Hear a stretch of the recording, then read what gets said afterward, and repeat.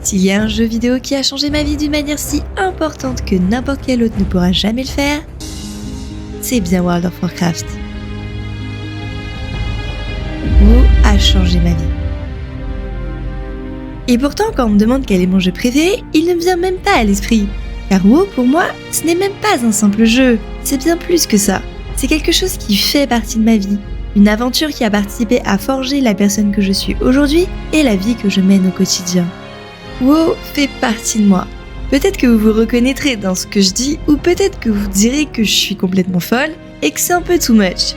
Mais non, c'est bien la réalité. Et alors que je pensais m'être enfin détachée de ce jeu qui est quand même sorti il y a plus de 20 ans...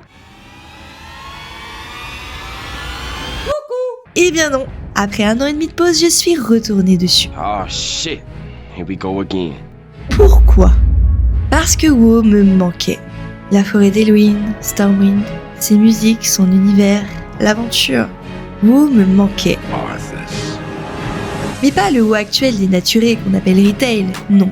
Le WoW de 2004, World of Warcraft classique, Vanilla.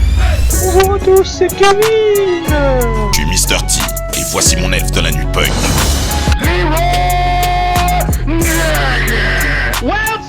Left side! Even side! Many wells! Now handle it!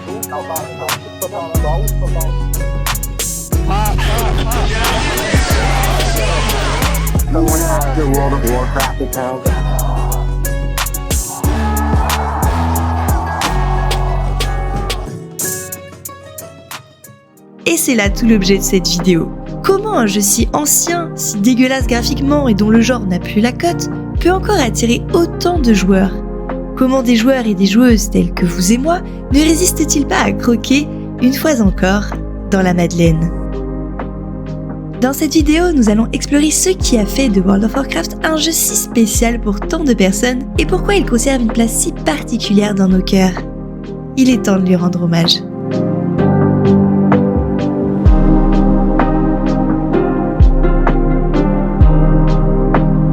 Encore du travail ? Quand WoW est sorti en Europe dans les années 2005, je devais avoir 12 ans. J'étais au collège, probablement 5e, et je me rappelle qu'à la maison, on n'avait qu'un seul PC pour toute la famille. Un Windows XP bien daté avec encore un lecteur disquette. Mon grand frère était arrivé avec ce nouveau jeu qu'il voulait me montrer. Je me rappelle encore la pochette avec cet elfe de la nuit qui m'avait tout de suite plu. En lançant le jeu, la vidéo d'introduction m'avait tout de suite scotché.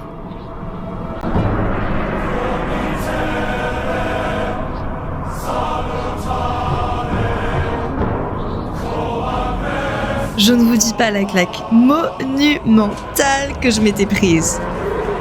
Encore aujourd'hui, dès que cette vidéo commence, j'en ai des frissons tellement elle est incroyable. Pour l'époque, c'était une révolution graphique et grâce à elle et aux suivantes, Blizzard a eu cette réputation de faire des cinématiques à couper le souffle.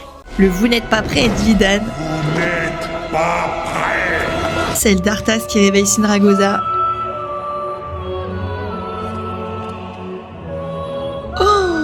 The feelings. Enfin bref, moi avec mon regard de petite fille, ce qui m'avait tout de suite attirée, c'était l'elfe qui se transformait en chat. Et cette transition magnifique. Du coup, dès que mon frère m'a laissé jouer au jeu, j'ai créé une elfe de la nuit druide, puis après, je me rappelle que j'ai fait une chasseresse, bon tout ce qui se rapprochait de près ou de loin des animaux, pour tester. Mais finalement, c'est davantage le côté humain qui m'a séduite. La forêt d'Elwynn et son ambiance. Ça, je pense que ça reste mon plus gros point d'attache nostalgique. L'arrivée à Stormwind, waouh, c'est quelque chose quand même.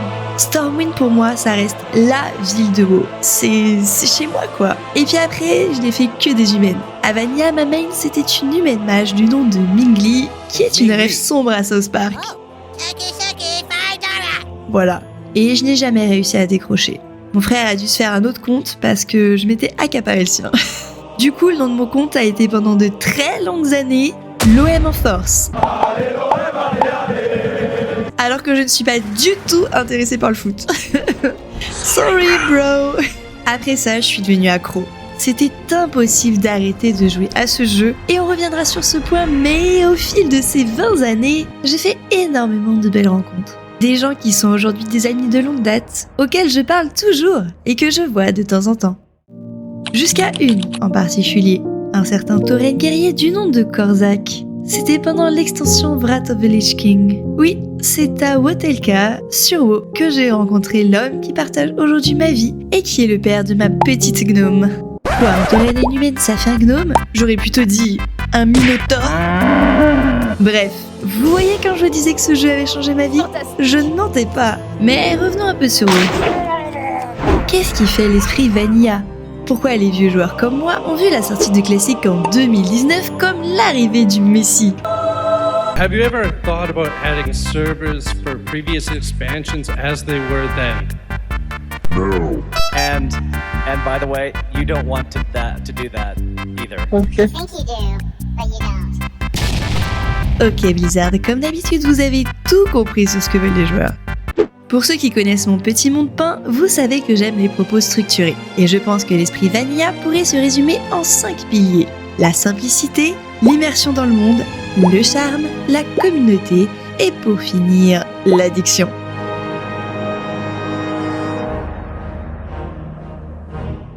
Pour comprendre le phénomène WoW et sa popularité, il faut se replonger dans le contexte de l'époque. En 2004, le MMORPG est un genre de niche plus. Les jeux comme RuneScape ou EverQuest sont très compliqués, exigeants, ils requièrent beaucoup de farm, évidemment chronophages, ils en sont presque intimidants. C'est le genre de jeu dans lequel vous deviez passer des heures à lire des guides pour en comprendre les fondements, où les stats que vous choisissez avant même de mettre un pied en jeu ne sont pas modifiables, ou encore le genre de jeu où la mort fait perdre de l'expérience, des items et sans doute bien d'autres choses. À côté de ça, WoW paraît si simple et accessible. Quand on meurt, on atterrit dans le monde des esprits et il suffit de rejoindre son cadavre avec ses petites papates. Bon, je vous l'accorde, souvent il faut traverser la moitié d'une map entière à pied pour aller le repêcher, mais il n'y a pas de pénalité particulière. À l'époque, il suffisait d'un PC pas trop dégueu pour jouer à WoW. N'importe qui pouvait s'y mettre, même une gamine de 12 ans. Je veux dire, le gameplay d'un caster à Vanilla, c'est un sort à spam, donc je pense qu'en termes de simplicité, on ne peut pas faire mieux. Et c'est en cela qu'en 2004, WoW est une révolution.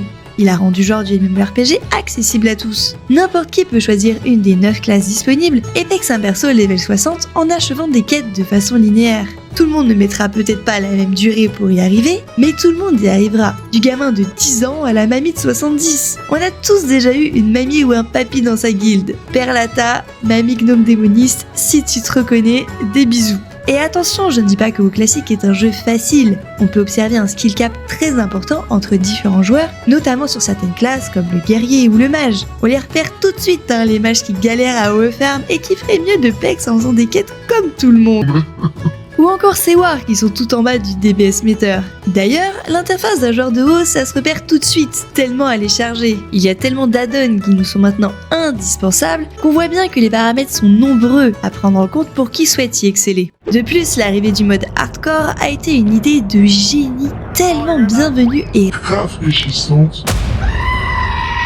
Okay. pour qui souhaitait se challenger sur WoW Classic. Quel bonheur ces souvenirs de hardcore, franchement c'était incroyable. L'expérience de classique mais jouée différemment, avec une attention particulière à chaque petit détail, une solidarité accrue entre les joueurs. Mais franchement, quand on compare les strats des boss de MC et ceux des raids d'aujourd'hui, on se rend bien compte que le jeu s'est complexifié au fil des années. C'est d'ailleurs pour ça que personnellement, je préfère le WoW de Burning Crusade. Il représente selon moi l'aboutissement de Vanilla, que ce soit dans les mécaniques des donjons et raids ou dans le gameplay des classes, qui apparaissent comme terminées et donc jouables pour certaines. Oui, vous l'aurez compris, BC c'est mon extension préférée. Et pouvoir y rejouer comme à l'époque, c'était mon rêve ultime.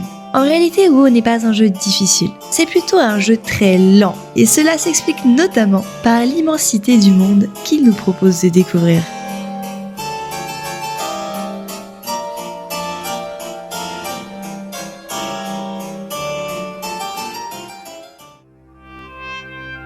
Quand on joue à WoW, on ne compte pas ses heures. Ça défile à une vitesse, tout prend du temps. C'est un jeu extrêmement chronophage. One eternity later.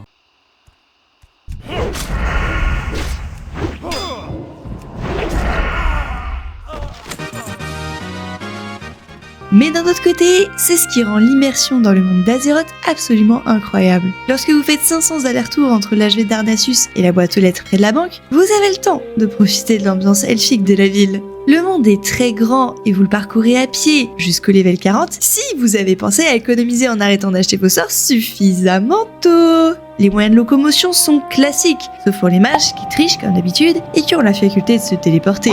Les temps de trajet, c'est quelque chose. Mais c'est RP. Quand vous devez faire 50 allers-retours entre la colline des Sentinelles, Lakeshire et Stormwind pour la quête des mortes mines, c'est ça le roleplay. Ils enquêtent, ils s'interrogent sur la confrérie d'Ephias. Et puis, les voyages en griffon ou en hippogriffe qui nous font survoler des zones beaucoup trop level pour nous ou auxquelles on n'a pas accès à pied, c'est stylé et ça fait partie du charme. On le parcourt ce monde avec nos petits pieds et à force oui, on a des ampoules. Mais on le parcourt, on l'explore, on s'imprègne de son ambiance et c'est génial. J'adore l'ambiance des zones de départ des humains.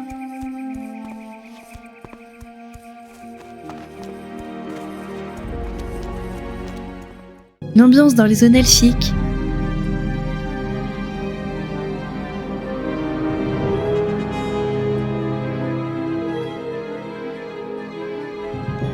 D'une Morog et sa neige, sa musique mélancolique au piano.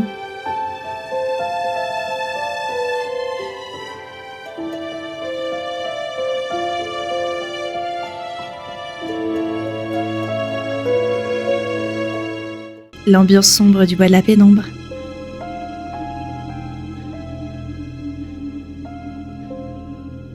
Mulgore.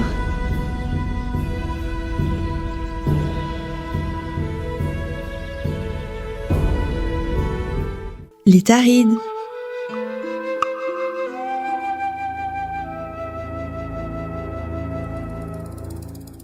La jungle de Sanglerons.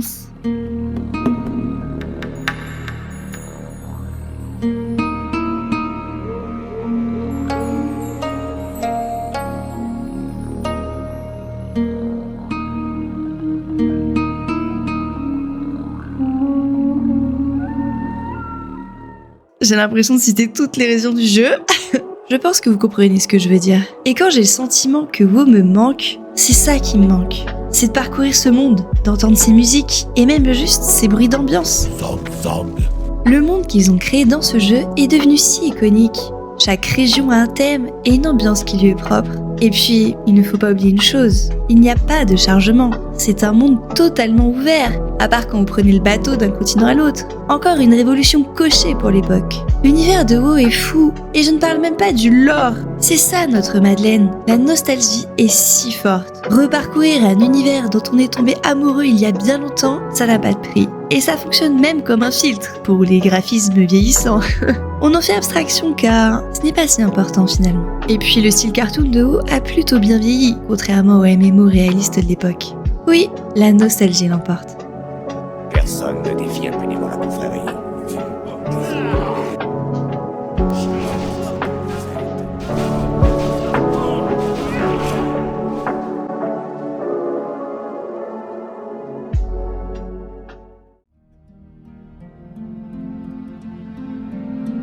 Mais attention, arpenter ce monde n'est pas de tout repos. De nombreux dangers nous guettent sur la route, n'est-ce pas le recousu ? N'est-ce pas les Worgen élites de la forêt des pins argentés qui ressemblent à un baume normal ? N'est-ce pas les dragounets élites qui se cachent parmi les feuillages ? Il faut toujours être au taquet dans ce jeu. Ah, j'adorais regarder les monstres les plus meurtriers sur Hardcore. Ou les ascenseurs, c'était tellement drôle. Sur WoW, le pexing, c'est toute une aventure. Et là où sur Retail, pex un perso est une réelle corvée, sur Classic, ça fait partie du package. Et c'est long. Très long, plusieurs semaines pour pex un perso jusqu'au level 60 sans trop traîner. Quand on voit la durée de vie d'un jeu actuel, c'est énorme rien que pour commencer le endgame. Mais en vrai de la réalité vraie, on adore ça. Vous savez, je suis atteinte d'une maladie très grave, visiblement incurable, ça fait 20 ans que j'en souffre. La rurolite aiguë. Je ne vous dis pas le nombre de persos que j'ai up. Et j'ai reroll tellement qu'il n'y a pas assez de classes, donc il y en a même certaines que j'ai plusieurs fois. Une pour chaque spé. Ah là là, quand je vois le nombre de persos que j'ai monté à classique, je me dis waouh, j'étais motivée ou j'étais vraiment souffrante. Et pourtant, je ne suis même pas chômeuse. Pex un perso, c'est le bonheur suprême des RPG. Chaque étape du pexing est tellement excitante. C'est aussi ce qui fait l'incroyable charme de ce jeu. Quand tu lootes un sac 6 places dès ta zone de départ, mais rien de mieux pour te rendre heureux. Quand ça t'arrive, t'es refait. Tu sais que tu as un perso béni. La première fois qu'on met des épaulettes vers le niveau 15, même si elles sont minuscules et en tissu, c'est pas grave. On passe une étape et c'est excitant. Le premier donjon, ça y est, j'ai level, je vais pouvoir faire les mortes mines. Bon, les hordes trichent un peu, puisqu'ils en ont un plus tôt, mais c'est la même excitation. Et dans ce donjon, le premier loot bleu peut-être ? Chaque classe a son petit lot de moments clés aussi. Moi, sur Vanilla, je joue toujours Rogue. Et quoi de plus satisfaisant que de traverser toute une grotte bien peuplée en fufu pour ne tuer que le mob de la quête qui est tout au fond. Et quand on arrive level 10 et qu'on a l'ambidextrie, mais c'est le Graal, fini la galère. Pareil, quand tu es chasseur, tu vas faire ta quête de domptage et que enfin tu peux dompter la bête que tu veux dans la nature, en lui donnant le petit nom de troll aussi que tu veux. C'est une étape incroyable.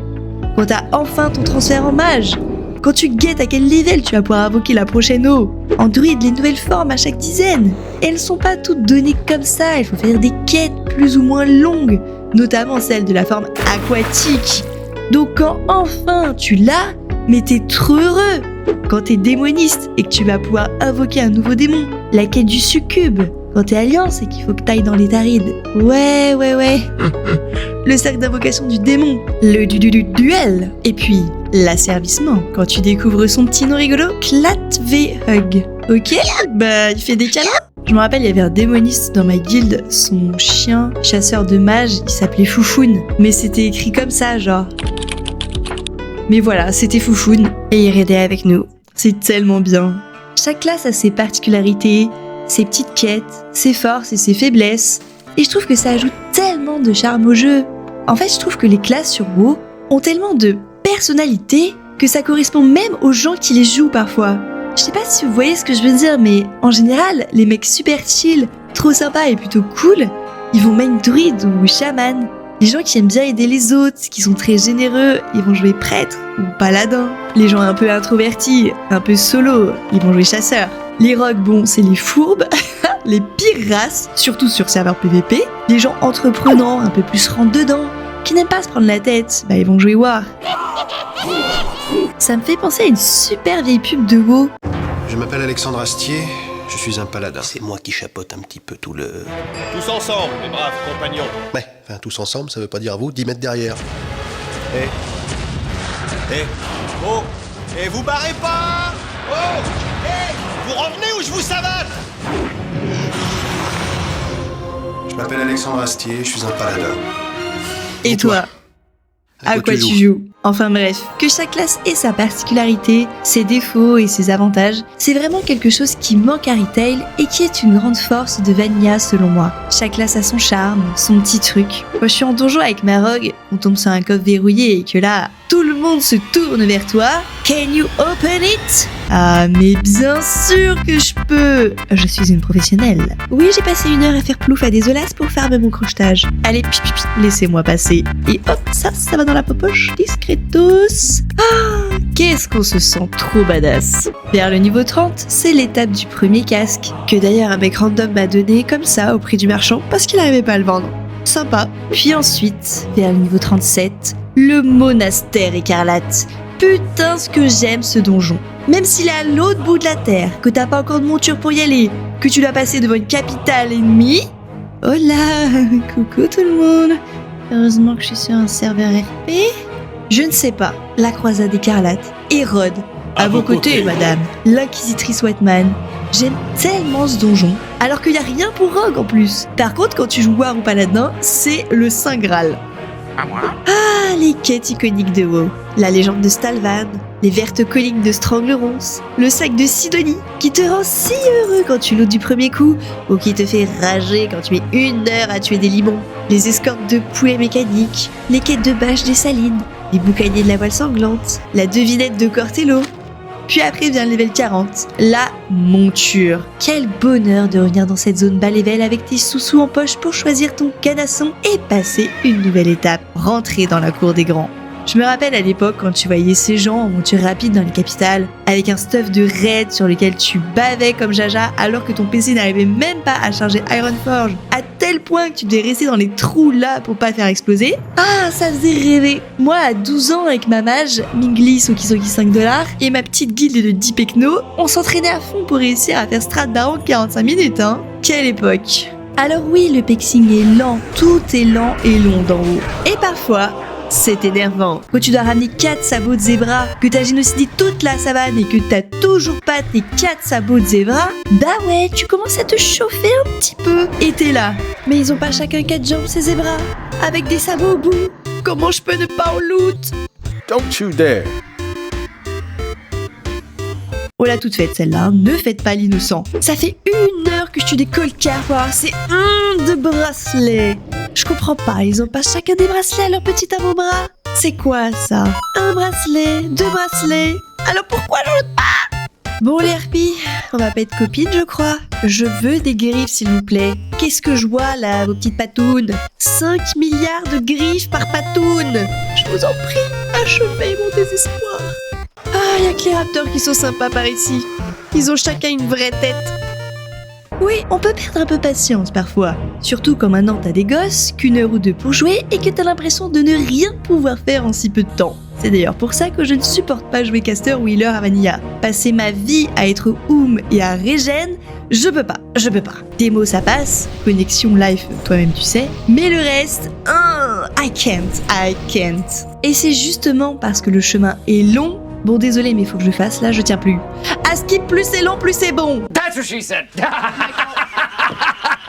Et oui, ça résume bien le pexing mais aussi le raiding. Enfin tout beau. Il n'y a rien de plus gratifiant que de loot un item ultra rare et recherché. Après des mois de raid sur WoW, voir son stuff évoluer mais aussi celui de ses mates. Après tant d'heures à trimer, à se préparer, à aller chercher ses buffs pendant 1 heure pour se faire tuer par la première abomination d'Axtramas, à donner le meilleur de soi, rien de mieux franchement. Ce jeu est hyper gratifiant. C'est ça qui est addictif. Moi j'ai tout gardé, tous mes stuffs. Parce que déjà, je trouve les sets magnifiques, et puis c'est un accomplissement de plusieurs mois, voire des années. Un accomplissement personnel et collectif.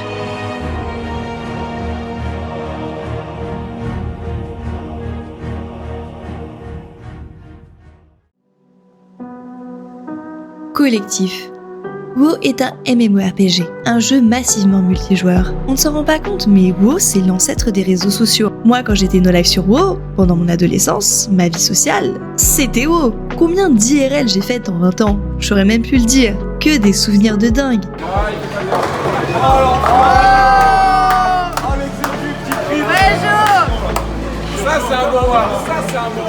La communauté, c'est un autre pilier fondamental de ce jeu. Quand j'ai repris le jeu sur les serveurs Fresh Anniversary, la solidarité des gens, ça m'a tout de suite scotché. Quand t'es un rogue qui galère avec ta monodague et que tu croises un prêtre, il te buff et te met sa petite rénovation, mais t'as envie de pleurer. Alors tu fais un petit saut pour dire merci parce que t'as pas le temps et il va sans doute partir avant. Mais c'est ça l'esprit Vanilla qu'on aime, la solidarité, l'entraide. Mais qu'est-ce que ça fait du bien! L'autre jour, j'étais en train de crever sur des raptors à 6h du mat, et là je croise un paladin, le mec s'arrête, me heal à fond les ballons, me met une béné, et me fait une petite emote. Oh, mais c'est beau! Et cette solidarité, elle se répand comme un petit virus positif. Vous êtes trop aimable. Plus on t'aide, plus tu vas aider les autres. Combien de gens j'ai aidé en retour? Et les mecs qui t'invitent direct pour que tu puisses tag un mob et pouvoir faire ta quête sans attendre 10 minutes qu'il respawn. J'ai l'impression que c'est depuis Hardcore aussi qu'il y a autant d'entraide. On a besoin des autres dans ce jeu. On ne peut pas clean le contenu seul. Alors on rejoint une guilde et on rencontre des gens de tout horizon. Une guilde, c'est un microcosme. C'est une expérience sociale de dingue. Tu as passé des heures avec des gens sur Vocal. À l'époque, c'était TeamSpeak ou Mumble. Oh la vieillesse. Chaque guilde avait un forum super élaboré. Franchement, les maîtres de guilde, en général, ils étaient à fond. Tellement impliqués. Vous vous rendez compte? Gérer autant de gens à distance sur un Vocal, être raid lead, waouh, c'était des raids 40, hein. Mine de rien, ça demande des compétences. Et ce qui était super à l'époque, c'est que les guildes avaient des réputations au sein d'un même serveur. Même en tant qu'individu, tu te forgeais une réputation sur ton serveur en fonction de comment tu te comportais avec les autres, en donjon ou en raid. Être dans une guilde où tu te sens bien, avec des gens que t'apprécies, que tu retrouves tous les soirs pour jouer, parfois pendant des années, c'est l'expérience qu'offre World of Warcraft. WoW, c'est le genre de jeu où tu te balades à Ironforge tranquille ou bilou, et là, tu vois une guilde de nains qui fait je sais pas quoi. Évidemment, ce sont des Français. 3, 2, 1... Geronimo! Seules 2 des 3 jambes sont courtes. Voilà, WoW en résumé. Quand tu partages une passion avec des gens, ben c'est pas étonnant que des amitiés se forment, voire même des couples. Combien de couples se sont formés sur WoW? Présente! Quand je vois depuis combien de temps je suis amie avec des gens sur Bennett, je me dis waouh, 2012 et on se parle toujours, c'est fou. En 20 ans de WoW, j'ai tellement de souvenirs de délire, de conneries, de drama, de soirées wipe, d'accomplissements collectifs. Quand toute une guilde se met à farm plusieurs semaines pour l'arme légendaire d'une seule personne, mais c'est incroyable quand on y pense.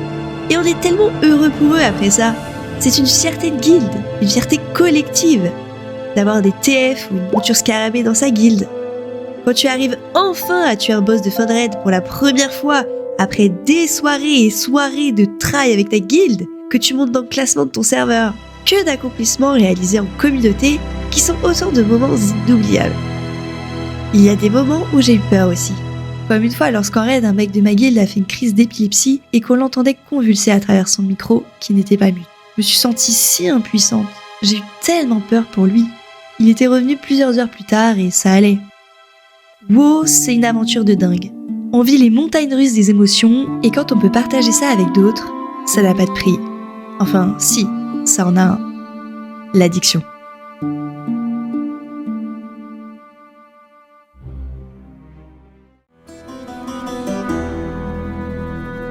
L'expérience WoW est si intense et si chronophage qu'une fois qu'on est hooked, une fois qu'on est accroché, il est difficile d'en sortir. Le modèle commercial de WoW est l'idée capitaliste du siècle. Je pense sincèrement que c'est le jeu le plus rentable de tous les temps. Quand j'ai repris le jeu et que j'ai vu sur le launcher qu'il vendait une monture à 80 balles, ça m'a pas aidé à améliorer l'image plus que négative que j'ai de Blizzard d'aujourd'hui. Mais bon, ce n'est pas le sujet. La formule MMORPG est plus qu'addictive car c'est un jeu sans fin. Et même quand on a fini, entre guillemets, un perso, quand on est full stuff, et pour l'être à Vanilla, bonne chance, j'ai dû mettre 5 mois à avoir mon DFT à BWL sans rien loot à côté pour rester top dans la liste. Et ben, on reroll. Il y a d'autres classes, d'autres races, une autre faction. Quand on fait du PVP, c'est pareil, on n'en finit jamais. Et à l'époque, il y avait le grade du R14. En PvE, le contenu sort régulièrement, donc on est toujours amené à continuer l'aventure. Évidemment, l'aspect communautaire joue beaucoup. On veut retrouver sa guilde, ses potes, même si c'est juste pour bavarder. Et petit à petit, on s'enferme dans ce microcosme qu'est WoW. La bascule, c'est quand ce qui se passe dans le jeu devient plus important que ce qui se passe dans notre vie réelle. Quand avoir ta CTS, c'est plus important que réussir tes études. Et pour toutes les personnes qui vivent des moments difficiles ou qui sont isolées socialement, ça devient un refuge aussi. Voilà, je vais pas rentrer dans une pseudo-analyse sociologique, mais on a tous l'image du gros dégueulasse de South Park qui joue à WoW, ou même ce moment où Cartman appelle sa mère pour chier parce qu'il ne peut même pas décrocher de l'ordinateur pour ça. C'est l'idée. Et comme toute addiction, ça peut faire des ravages. Je ne sais pas si vous avez été accro à WoW à un moment de votre vie, mais à titre personnel, ça a indéniablement impacté ma vie, et pas toujours en bien. Au début du collège, j'étais plutôt très populaire, quelqu'un de très sociable. Et puis au fil des années, je suis devenue tout l'inverse. Antisociale, solitaire, mal à l'aise en société. Je me rappellerai toujours, une fois mes amis étaient venus me chercher devant chez moi pour aller jouer dehors. J'étais encore très jeune et avant je passais ma vie dehors à bourlinguer en vélo. Eh bien, j'avais inventé une excuse à la con parce que je voulais pas sortir et que je préférais rester sur mon ordi. Je pense que c'est à ce moment-là qu'il y a eu une sorte de rupture dans ma vie sociale. Et encore aujourd'hui, je suis toujours comme ça. L'addiction à WoW, ça m'a changé. Avant, je faisais énormément de sport et puis du jour au lendemain, plus rien. Je suis devenue un vampire qui craint le soleil.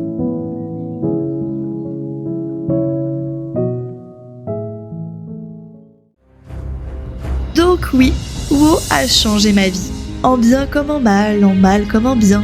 Je resterai toujours lié à ce jeu et une partie de moi ressentira toujours un immense plaisir à retourner en Azeroth. Ah, nostalgie, quand tu nous tiens. WoW est un jeu phénoménal et malgré ses défauts, oui regardez, il y a de la force sur du tissu là. Il reste tellement plaisant à jouer. Cela fait maintenant plus de 20 ans que World of Warcraft est sorti et je pense que si Blizzard parvient à se renouveler You think you do, but you don't. en écoutant les joueurs et en nous proposant ce qu'on veut réellement, classique, hardcore, SOD, oui, je pense que le jeu a encore de beaux jours devant lui.